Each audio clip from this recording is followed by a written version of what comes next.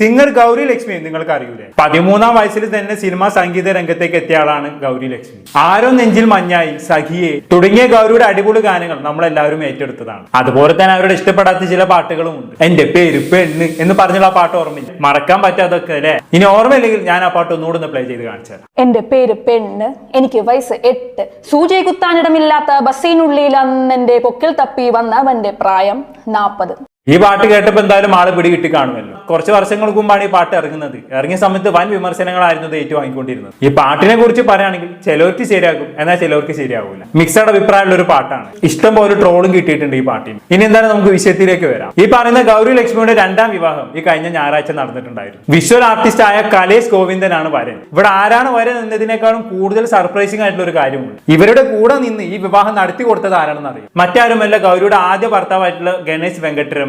ഇത് ഞാൻ പറഞ്ഞ എന്റെ സോഷ്യൽ മീഡിയയിൽ വന്നതാണ്. ഞാൻ വേണമെങ്കിൽ അതുമായി ബന്ധപ്പെട്ട് ഇന്നലെ ഒരു ഓൺലൈൻ മീഡിയയിൽ വന്നൊരു പോസ്റ്റ് അവിടെ നിന്ന് വായിച്ചു തരാം. ഗൗരിയുടെ ലക്ഷ്മിയുടെ വിവാഹം നടത്താൻ മുന്നിൽ നിന്നത് ആദ്യ ഭർത്താവ് പ്രശസ്ത പ്ലേബാക്ക് ഗായിക ഗൗരി ലക്ഷ്മിയുടെ വിവാഹമായിരുന്നു കഴിഞ്ഞ ഞായറാഴ്ച. വിഷ്വൽ ആർട്ടിസ്റ്റായ കലേശിനെയാണ് ഗൗരി ജീവിത പങ്കാളിയാക്കിയത്. വിവാഹത്തിന് പിന്നാലെ നവദമ്പതികൾക്ക് ആശംസ നേർന്നുകൊണ്ട് ഗൗരിയുടെ മുൻ ഭർത്താവായും സംഗീതജ്ഞനുമായ ഗണേശ് വെങ്കട്ടരമണി പങ്കുവച്ച സോഷ്യൽ മീഡിയ പോസ്റ്റാണ് ഇപ്പോൾ നെറ്റിസെൻസിന് ഹൃദയം കവരുന്നത്. എന്തായാലും ഇതൊക്കെ കാണുമ്പോൾ ഒരു പുതുമയാണ്. സത്യം പറയാലോ, ഞാനിതൊക്കെ ആദ്യമായിട്ടാണ് കാണുന്നത്. നമ്മളൊന്നും ഇന്നേ വരെ ആദ്യത്തെ ഭർത്താവ് എക്സ് വൈഫിനെ കല്യാണം മുന്നിൽ നിന്ന് നടത്തി കൊടുക്കുന്നത് ഇന്നേ വരെ കണ്ടിട്ടില്ല. ഇത് കണ്ടപ്പോൾ സത്യം പറയാലോ ശരിക്കും കൗതുകം തോന്നി. എന്തായാലും തന്റെ എക്സ് വൈഫ് അഥവാ ഗൗരി ലക്ഷ്മിയുടെയും വരന്റെയും കൂടെ നിന്നുള്ള ഫോട്ടോസ് ഈ പറയുന്ന ഗണേശ് തന്നെ തന്റെ ഇൻസ്റ്റാഗ്രാം അക്കൗണ്ടിൽ ഷെയർ ചെയ്തിട്ടുണ്ടായി. കുടുംബാംഗങ്ങളെല്ലാം ഒരു ചോരയിൽ പെട്ടവരാകണമെന്നില്ല എന്ന അടിക്കുറിപ്പോടെയാണ് ഷെയർ ചെയ്തിട്ടുള്ളത്. നമ്മൾ നേരത്തെ കണ്ട ഓൺലൈൻ മീഡിയക്കാരിട്ട സെയിം പിക്ക് തന്നെയാണ് ഗണേശും പോസ്റ്റ് ചെയ്തിട്ടുള്ളത്. എന്തായാലും സാധാരണ രീതിയിൽ മുൻ ഭർത്താവിന് എക്സ് വൈഫ് മാരീഡ് ആവുന്നു എന്ന് അറിഞ്ഞു കഴിഞ്ഞാണെങ്കിൽ നേരിയ വിഷമോ അല്ലെങ്കിൽ ദേഷ്യമോ ഒക്കെയാണ് കാണാറുള്ളത്. ഇനിയിപ്പോ ഒന്നുമില്ലെങ്കിൽ ചില ആളുകൾ ഡിവേഴ്സിന് ശേഷം എക്സ് വൈഫിന്റെ ഭാഗത്തേക്ക് തിരിഞ്ഞു നോക്കാൻ പോലും പോകാറില്ല. എന്നാൽ അതിൽ നിന്നെല്ലാം വ്യത്യസ്തമാണ് ഗണേശിന്റെ കാര്യം. ഗണേശ് ഇവിടെ മുന്നിൽ നിന്ന് ഇരുവരുടെയും കല്യാണം നടത്തി കൊടുക്കുകയായിരുന്നു. ഇനി ഇവിടെ ഗണേശിന്റെയും ഗൗരിയുടെയും മുൻ വിവാഹ ജീവിതത്തെ കുറിച്ച് പറയാനാണെങ്കിൽ ചെന്നൈ സ്വദേശിയായിട്ടുള്ള ഗണേശ് ആദ്യം ഗൗരിയുടെ ബാൻഡിന്റെ ഡ്രമ്മർ ആയിരുന്നു. അങ്ങനെ ഇവർ സൗഹൃദത്തിലായി പിന്നീട് പ്രണയമാവുകയാണ് ചെയ്തത്. അങ്ങനെയാണ് 2018 ഇവരുടെ കല്യാണം കഴിഞ്ഞത്. എന്തായാലും ഇവിടെ ഗണേശും ഗൗരിയും എപ്പോഴാണ് ഡിവേഴ്സ് നടന്നതെന്നൊന്നും നമുക്ക് അറിയൂല. അതുപോലെ തന്നെ ഡിവേഴ്സിന്റെ കാരണവും ഇവിടെ ഗൗരിയും ഗണേശും എവിടെയും പറഞ്ഞിട്ടുമില്ല. ഗൗരിയുടെ വിവാഹ വാർത്ത അറിഞ്ഞപ്പോൾ തന്നെ എനിക്ക് ആദ്യം ഓർമ്മ വന്നത് ഗൗരി പണ്ട് കൊടുത്തൊരു ഇന്റർവ്യൂ ആണ്. ആ ഇന്റർവ്യൂവിൽ ഗൗരി തന്റെ ബോർഡർ ലൈൻ പേഴ്സണാലിറ്റി ഡിസോർഡറിനെ കുറിച്ചും അതുപോലെ തന്നെ ഒബ്സസീവ് കമ്പൾസീവ് ഡിസോർഡറിനെ കുറിച്ചും ഒക്കെ തുറന്ന് സംസാരിക്കുന്നുണ്ട്. അന്ന് ഗൗരിക്ക് കൂട്ടായി നിന്നതും മുൻ ഭർത്താവായിട്ടുള്ള ഗണേശ് തന്നെയായിരുന്നു. ഇനി വീഡിയോയിലേക്ക് പോകുന്നതിന് മുമ്പ് എന്താണ് ബോർഡർ ലൈൻ പേഴ്സണാലിറ്റി ഡിസോർഡർ എന്നും എന്താണ് ഒബ്സസീവ് കമ്പൾസീവ് ഡിസോർഡർ എന്നും ഞാൻ പറഞ്ഞുതരാം. ബോർഡർ ലൈൻ പേഴ്സണാലിറ്റി ഡിസോർഡർ അഥവാ BPD എന്താണെന്ന് വെച്ചാൽ ഒരു വ്യക്തിയുടെ വികാരങ്ങളെയും ബന്ധങ്ങളെയും നല്ല രീതിയിൽ ബാധിക്കുന്ന ഒരു മാനസിക രോഗാവസ്ഥയാണ് ഈ പറയുന്ന BPD എന്ന് പറയുന്നത്. ഈ BPD ഉള്ള ആളുകളെ സംബന്ധിച്ചിടത്തോളം അവർക്ക് വികാരങ്ങൾ നിയന്ത്രിക്കാൻ ഭയങ്കര ബുദ്ധിമുട്ടായിരിക്കും. ഇതുള്ള ആളുകളുടെ മനസ്സിലൂടെ പെട്ടെന്ന് പലതരത്തിലുള്ള ഇമോഷൻസും കടന്നു പോകും. ചിലരെ കുറിച്ച് നമ്മൾ കേട്ടിട്ടില്ലേ, പെട്ടെന്ന് സ്വഭാവങ്ങൾ മാറുന്നു എന്നുള്ളത്. അതുപോലുള്ള ഒരു അവസ്ഥയാണ്. സ്നേഹത്തോടെ സംസാരിക്കുമ്പോൾ പെട്ടെന്ന് ദേഷ്യം വരിക, അതേപോലെ തന്നെ ദേഷ്യപ്പെട്ട് നിൽക്കുന്ന സമയത്ത് പെട്ടെന്ന് സന്തോഷം വരിക. ഇങ്ങനെ ഇവരുടെ ഇമോഷൻസ് പെട്ടെന്ന് മാറി മറിയും. പൊതുവെ BPD ഉള്ള ആളുകളെ സംബന്ധിച്ചിടത്തോളം ഒരു റിലേഷൻഷിപ്പ് മുന്നോട്ട് കൊണ്ടുപോകാൻ ഭയങ്കര ബുദ്ധിമുട്ടായിരിക്കും. അപ്പൊ അത് ക്ലിയർ ആയെന്ന് വിചാരിക്കുന്നു. ഇനി അടുത്തത് ഒബ്സസീവ് കമ്പൾസീവ് ഡിസോർഡർ അഥവാ OCD. OCDയെ കുറിച്ച് അറിയാത്ത ആളുകൾ കുറവായിരിക്കും, കേട്ടുകളിവെങ്കിലും ഇല്ലാത്ത ആളുകൾ കുറവായിരിക്കും. എന്നാലും പറയാം, സ്വതവേ വൃത്തി കൂടുതലുള്ള ആളുകളെയാണ് നമ്മൾ പൊതുവെ OCD എന്ന് വിളിക്കാറുള്ളത് അല്ലെ? എന്നാൽ OCD അത് മാത്രമല്ല, നമുക്ക് നിയന്ത്രിക്കാൻ പറ്റാത്ത അനാവശ്യ ചിന്തകളാണ് OCDയുടെ മെയിൻ. അതാണ് ശരിക്കും പറഞ്ഞാൽ OCDയുടെ പ്രധാന പ്രത്യേകത എന്ന് പറയുന്നത്. ഇനി ഇതിന് ഉദാഹരണമായി പറയുകയാണെങ്കിൽ നമുക്ക് എത്ര വൃത്തിയാക്കിയാലും വീണ്ടും വീണ്ടും വൃത്തിയാക്കണം എന്നുള്ള ചിന്ത നമ്മുടെ മനസ്സിൽ ഇങ്ങനെ ആവർത്തിച്ചുണ്ടായിക്കൊണ്ടേയിരിക്കും. നമുക്ക് തന്നെ അറിയാം ഇത് നല്ലതല്ല, പക്ഷെ നമുക്ക് അതിനെ നിയന്ത്രിക്കാൻ പറ്റൂല. മനസ്സിലായോ? ഇനി ഉദാഹരണം പറയുകയാണെങ്കിൽ നമ്മുടെ കയ്യിൽ അഴുക്കായി എന്ന് കരുതുക. അങ്ങനെയെങ്കിൽ നമ്മൾ 1-2 വട്ടം കഴിക്കാലും വീണ്ടും നമുക്ക് കൈകാലുള്ള ടെൻഡൻസി ഉണ്ടായിക്കൊണ്ടേയിരിക്കും. എത്ര കഴിക്കാലും മതിയാവാത്ത പോലെ തോന്നും. ഇങ്ങനെ ഒരു അവസ്ഥ ഒരാൾക്ക് ഉണ്ടാവുക എന്ന് പറയുന്നത് ചില്ലറ കാര്യമല്ല. അപ്പൊ ഞാൻ പറഞ്ഞു വരുന്നത് ഈ പറഞ്ഞ OCDയും BPDയും ഗൗരിക്ക് ഉണ്ടായിരുന്നു എന്നാണ് ഗൗരി മുൻ ഇന്റർവ്യൂകളിൽ പറഞ്ഞിരുന്നത്. അതിനെക്കുറിച്ച് ഗൗരി പറയുന്നത് നമുക്കൊന്ന് കേട്ടോക്കാം. എൻ്റെ ജീവിതത്തിൽ ഒരു ഭയങ്കര വലിയ ചാലഞ്ച് ഉണ്ട് എനിക്ക്. എൻ്റെ ചാലഞ്ച് എന്ന് പറയുന്നത് എൻ്റെ പേഴ്സണാലിറ്റി തന്നെയാണ്. എൻ്റെ ചാലഞ്ച് എൻ്റെ ഉള്ളിൽ തന്നെയാണ്. എൻ്റെ പേര് Gauri Lakshmi, singer, song writer, composer and performer.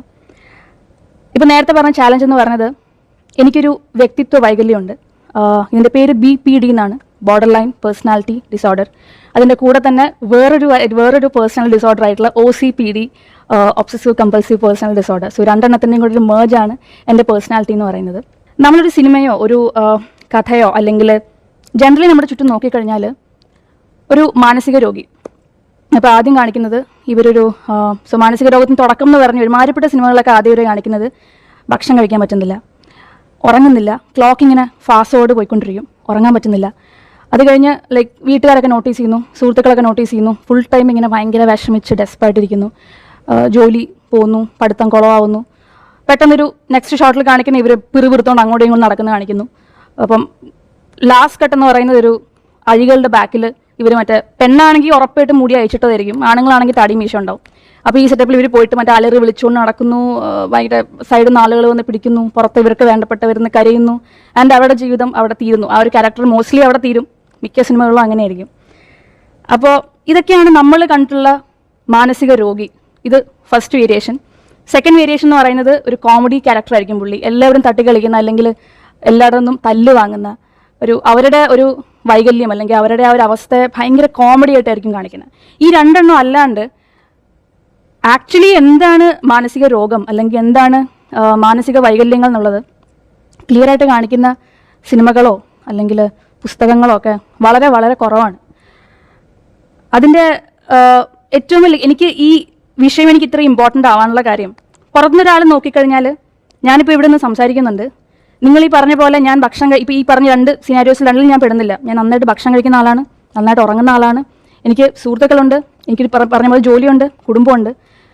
ഇതൊക്കെ ഇങ്ങനെ മെയിൻറ്റെയിൻ ചെയ്തുകൊണ്ട് നിങ്ങൾ പുറമേ നോക്കുമ്പോഴേക്കും വളരെ ചില്ലായിട്ട് വളരെ സന്തോഷമായിട്ടാണ് ഇരിക്കുന്നതെന്ന് തോന്നുന്ന ആളുകൾക്കും ദേ മൈറ്റ് ബി സഫറിങ്. അതിൻ്റെ ഒരു എക്സാമ്പിളാണ് ഇപ്പം ആക്ച്വലി ഞാൻ നിൽക്കുന്നത്. ഞാൻ ഇവിടെ നിൽക്കുന്നത് ഇതുപോലെ ഒരുപാട് ആളുകൾ, കോടിക്കണക്കിന് ആളുകൾ ഈ ലോകത്തുള്ളവരെ റെപ്രസെൻറ്റ് ചെയ്യാൻ കൂടെ വേണ്ടിയാണ് ഞാൻ ഇവിടെ നിൽക്കുന്നത്. ഓക്കെ, അപ്പൊ കോവിഡ് കാലത്താണ് ഗൗരി ഈ പ്രശ്നങ്ങൾ വ്യക്തമായി തിരിച്ചറിഞ്ഞത്. നമ്മുടെ എല്ലാം മെന്റൽ ഹെൽത്ത് വളരെ ഇമ്പോർട്ടന്റ് ആണ്, അല്ലെ? ഫിസിക്കൽ ഹെൽത്ത് പോലെ തന്നെ ഇമ്പോർട്ടന്റ് ആണ് മെന്റൽ ഹെൽത്ത്. പലരും അത് മനസ്സിലാക്കുന്നില്ല എന്നുള്ളതാണ് സത്യം. പൂർണ്ണമായും ഗൗരിക്കുള്ള ഈ ഡിസോർഡർ മാറണമെന്നില്ല. നമ്മൾ അണ്ടർ കൺട്രോൾഡ് ആവുക എന്നുള്ളതാണ് നമുക്ക് ചെയ്യാൻ പറ്റുന്ന ഏക കാര്യം. ഇവിടെ ഗൗരി ജീവൻ എടുക്കാൻ വരെ നോക്കിയ ആളാണ്, അല്ലെ? പക്ഷെ ഇവിടെ നിങ്ങൾ ശ്രദ്ധിക്കേണ്ട മറ്റൊരു കാര്യം എന്താണെന്ന് വെച്ചാൽ ഗൗരി ഇത്തരം പ്രശ്നങ്ങൾ അലട്ടിയ സമയത്തൊന്നും ഗണേശ് ഗൗരിയെ വിട്ടു പോയിട്ടുണ്ടായിരുന്നില്ല എന്നുള്ളതാണ്. ഗൗരിയുടെ കൂടെ തന്നെ ഗണേശ് ഉണ്ടായിരുന്നു. അതിനെക്കുറിച്ച് ഗൗരി പറഞ്ഞ് നമുക്കൊന്ന് കേട്ടോക്കാം. ഈ റിലേഷൻസ് ഒക്കെ ഒരുപാട് കട്ടായി പോയിട്ടുണ്ടല്ലോ ഈ കാരണം കൊണ്ട് തന്നെ. ഇതൊക്കെ പിൽക്കാലഘട്ടത്തിൽ തിരികെ പിടിക്കാൻ കഴിഞ്ഞിട്ടുണ്ടോ, അതിന് ശ്രമിച്ചിട്ടുണ്ടോ? ഇല്ല. കാരണം ഇപ്പം ഞാൻ പറയാം, ഫോർ എക്സാമ്പിൾ ഗണേശന്റെ ഹസ്ബൻഡ്, ഗണേശൻ ആദ്യമായിട്ട് എന്നോട് പറയുന്നത് യു ഷുഡ് ഗെറ്റ് ഹെൽപ്പ്. ഇത് നോർമൽ അല്ല, ഇതൊരു സ്വഭാവമോ അല്ലെങ്കിൽ ഒരാളുടെ ട്രേറ്റോ അല്ല, ഇതിൽ അതിനപ്പുറത്തോട്ട് എന്തുകൊണ്ട് യു നീഡ് ഹെൽപ്പ് എന്ന് ഫസ്റ്റ് പറയുന്ന ഗണേശനെ വേണമെങ്കിൽ അതുപോലെ തന്നെ കട്ടിയിട്ട് പോവായിരുന്നല്ലോ. അപ്പൊ എനിക്ക് തോന്നുന്ന എന്റെ ഭാഗത്തുനിന്ന് ഞാൻ എങ്ങനെയാണ് ഒരു ബെറ്റർ പേഴ്സൺ ആവാൻ വേണ്ടിയിട്ട് എഫേർട്ട് ഇടുന്നത്, അതുപോലെ തന്നെ നമ്മുടെ കൂടെ ഇറ്റ്സ് എ മ്യൂച്വൽ സംഭവമാണ്. അങ്ങോട്ടും ഇങ്ങോട്ടും എഫേർട്ട് ഇടുന്ന ബന്ധങ്ങൾ മാത്രമേ നിലനിൽക്കുള്ളൂ, അതേ നിലനിന്നിട്ട് കാര്യമുള്ളൂ. സോ അങ്ങനെയുള്ള ബന്ധങ്ങളൊക്കെ നിൽക്കുന്നുണ്ട്. സോ അല്ലാണ്ട് പല സ്റ്റേജിൽ വെച്ചിട്ട് പോയത് അങ്ങനെ തിരിച്ചു പിടിക്കാനൊന്നും ശ്രമിച്ചിട്ടില്ല. ഓക്കെ, അപ്പൊ ഇത്രയും മാനസികാരോഗ്യ പ്രശ്നങ്ങൾ ഉണ്ടായിട്ടും കൂടെ നിന്ന ആളാണ് ഗണേശ്. കൂടെ നിന്നവരെപ്പോഴും ചേർത്ത് പിടിക്കാനാണ് ഗൗരി ശ്രമിച്ചിട്ടുള്ളത് എന്നും പറയുന്നത്. ഇങ്ങനെയൊക്കെ ആണെങ്കിൽ അപ്പൊ ശരിക്കും ഒരു ഡിവേഴ്സ്ഡ് ആവാനുള്ള കാരണം എന്താവും? ഞാൻ ഈ കാണിച്ച ഇന്റർവ്യൂ നടന്നത് ഏകദേശം 2 വർഷം മുന്നെയാണ്. എന്നാൽ ഇതെല്ലാം കഴിഞ്ഞ് 1 വർഷങ്ങൾക്ക് മുമ്പേ മറ്റൊരു സംഭവം ഉണ്ടായി. ഇനി ആ സംഭവമായിരിക്കും ഇവരുടെ ഡിവേഴ്സിന് പിന്നിലുള്ള കാരണം. നമുക്ക് നോക്കാം. സംഭവം എന്താണെന്ന് വെച്ചാണെങ്കിൽ ഇവരുടെ ഫ്ളാറ്റിൽ നിന്നും LSD MDMA പോലുള്ള ലഹരി വസ്തുക്കൾ പോലീസ് പിടിച്ചെടുത്തിട്ടുണ്ടായിരുന്നു. എന്നാൽ ആ കേസിൽ ഗൗരിയുടെ പേര് മാത്രം ഉണ്ടായിരുന്നില്ല. ഹസ്ബൻഡായ ഗണേശിന്റെ പേരിലായിരുന്നു അന്ന് കേസ് നടന്നിരുന്നത്. അതിന്റെ വോയിസ് റെക്കോർഡും കാര്യങ്ങളും അന്ന് ബിച്ചു സ്റ്റോക്സ് എന്ന് പറഞ്ഞ ഒരു യൂട്യൂബ് ചാനൽ അപ്ലോഡ് ചെയ്തിട്ടുണ്ടായിരുന്നു. ഞാൻ എന്തായാലും ആ ഓഡിയോ ഒന്ന് ഇവിടെ പ്ലേ ചെയ്യാം.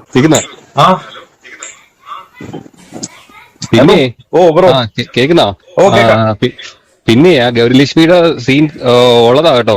ഉള്ളതല്ലേ? ഉള്ളതാ. അവിടെ കഴിഞ്ഞ് പറ്റിയൊന്നുമില്ല. എന്തോ LSD MDMA അങ്ങനെ കുറെ സാധനങ്ങളായിട്ട് പോലീസുകാരാ വന്ന് പിടിച്ചത് ഫ്ലാറ്റിനകത്തുനിന്ന്. ഫ്ലാറ്റിന്, അവളുടെ ഫ്ലാറ്റിൽ നിന്ന്. പക്ഷെ അവളുടെ വീട്ടിൽ കേസ് അവളുടെ ഫ്ലാറ്റിൽ നിന്നാണ് പിടിച്ചത്. താഴെ ലോബിയിൽ പാർസൽ വന്നതാ LSD പിടിച്ചു. LSD ഉണ്ടായിരുന്നു, MDMA ഉണ്ടായിരുന്നു, ജോയിന്റും ഉണ്ടായിരുന്നു. അത് തന്നെ ആ പെണ്ണ. 2-3 ദിവസമായി. ഇപ്പൊ വെള്ളിയാഴ്ച നടന്ന സീനാ. 2-3 ദിവസം ഇതുവരെ ന്യൂസ് അതിനെ കുറിച്ചൊന്നും വന്നില്ല. കാരണം അവള് നൈസിന് സ്കൂട്ടായി എന്ന് വെച്ചാൽ അവളുടെ ഹസ്ബൻഡിന്റെയും കൂടെ ഒരു കോർണർ ഒരു പെണ്ണ് താമസിക്കുന്നുണ്ടായിരുന്നു, ഒരു പയ്യനും താമസിക്കുന്നുണ്ടായിരുന്നു. അപ്പൊ ഇത് ഈ സീനൊക്കെ അവളുടെ തലയിലാക്കിയിട്ട് അവള് നൈസിന് സ്കൂട്ടായി.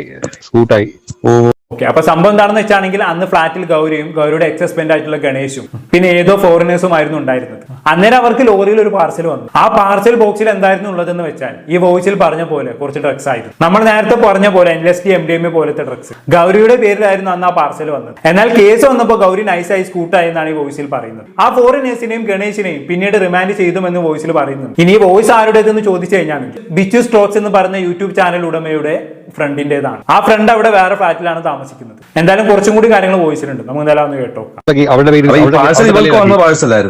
പാർസല് ബ്രോ അവളുടെ ഫ്ലാറ്റില് അവളുടെ പേര് വന്ന പാർസലാ. പാഴ്സൽ അവളുടെ ഹസ്ബൻഡാ പോയി വാങ്ങിച്ചത്.